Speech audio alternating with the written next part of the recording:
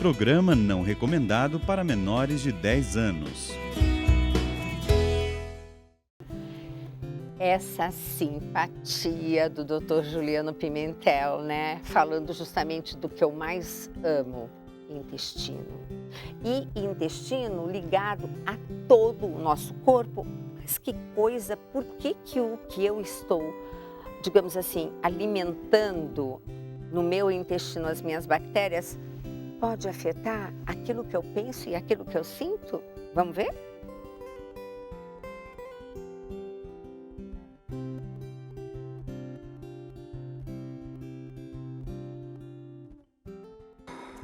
O intestino, ele é uma peça primordial dentro da existência humana. Como você bem sabe, você é uma mestra dentro desse contexto. O intestino, ele faz a apresentação do mundo ao corpo. E dentro dessa apresentação, se essa apresentação for equivocada, toda a sinalização que vem a partir dela vai sair errada. E hoje, a gente tem um processo associado ao processo de ansiedade, que é a neuroinflamação. E essa neuroinflamação, ela tem início na inflamação intestinal, na leaky gut syndrome, na permeabilidade intestinal. Tem relação com glúten, tem relação com leite, tem relação com a desbiose intestinal, tem relação com os conservantes, tem a relação com a síndrome do intestino irritável, tem relação com a esteatose hepática, porque tudo isso está interligado.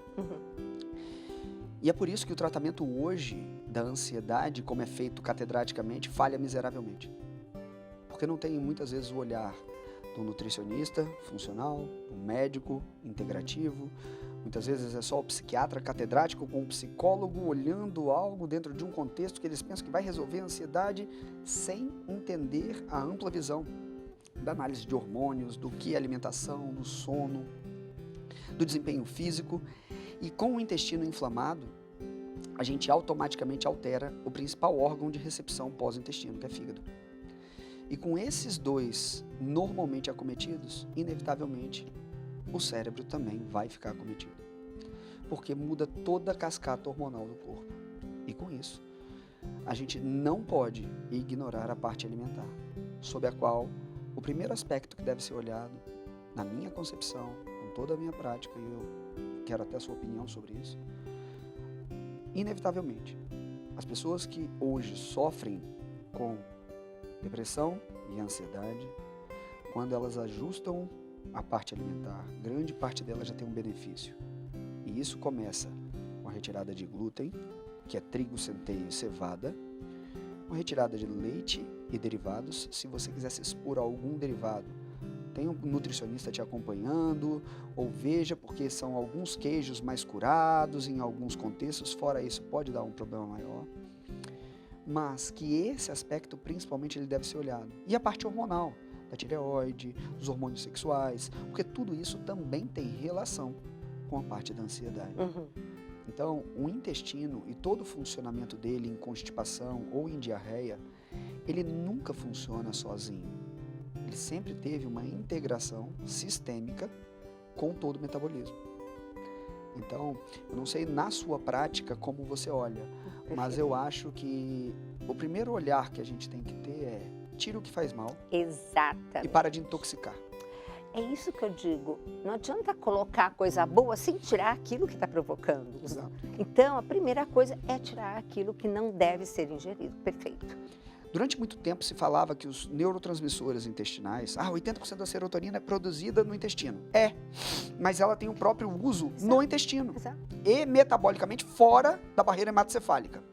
Tudo bem? Perfeito. Só que ela serve como sinalizador para o estímulo que vai ocorrer de neurotransmissores dentro do cérebro. Por isso que não dá para ignorar isso, por conta da aferência de sinais para o cérebro. A aferência é o sinal que sai do intestino e vai para o cérebro para falar, começa lá a produzir isso, começa lá a produzir aquilo. Então, o que a gente come no intestino hoje, dentro do livro tem uma imagem muito específica que mostra exatamente, eu já mostrei na live com você essa imagem, do intestino que entra, dos ácidos graxos de cadeia curta, do que é produzido no intestino e de qual a correlação com ansiedade, com impulsividade, com depressão, com fome no sistema nervoso central.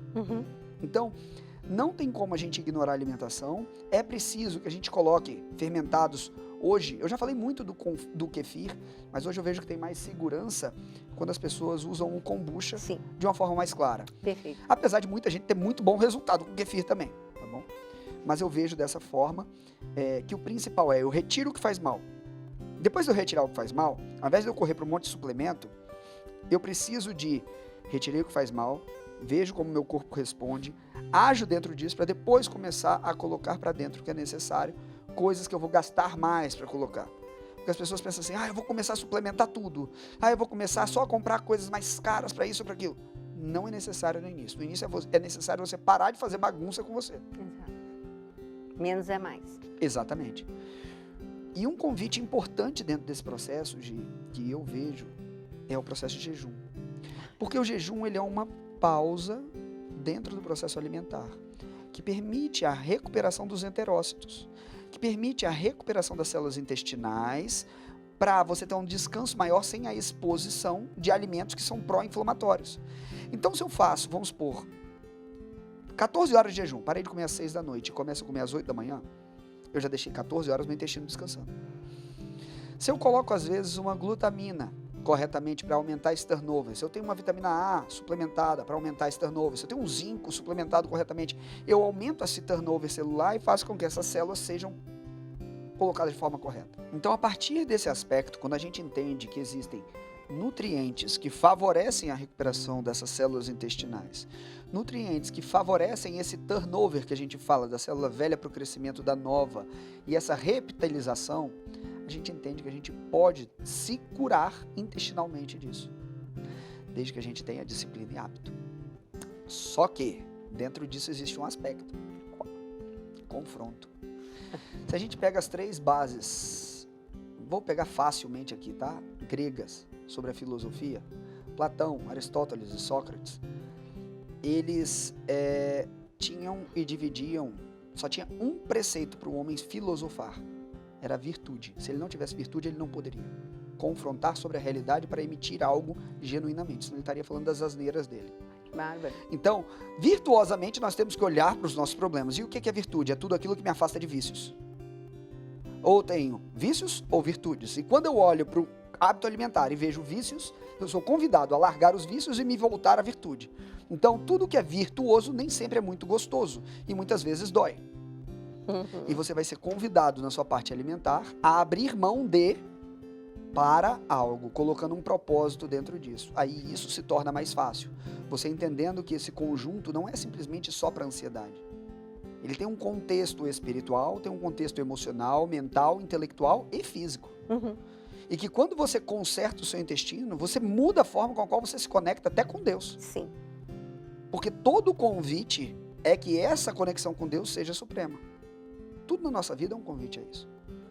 E principalmente, sem saúde, isso se torna muito mais difícil. Queridos e queridas, tem tanto conteúdo desse nível e dessa qualidade no meu Instagram, no meu YouTube. Vá lá passear de vez em quando, porque tudo que está lá, eu garanto para você que tem comprovação científica e eu, na minha prática clínica, também já experimentei e deu certo. E se você quiser algo a mais, é só mandar para a gente aqui um e-mail maissaude@cancãonova.com.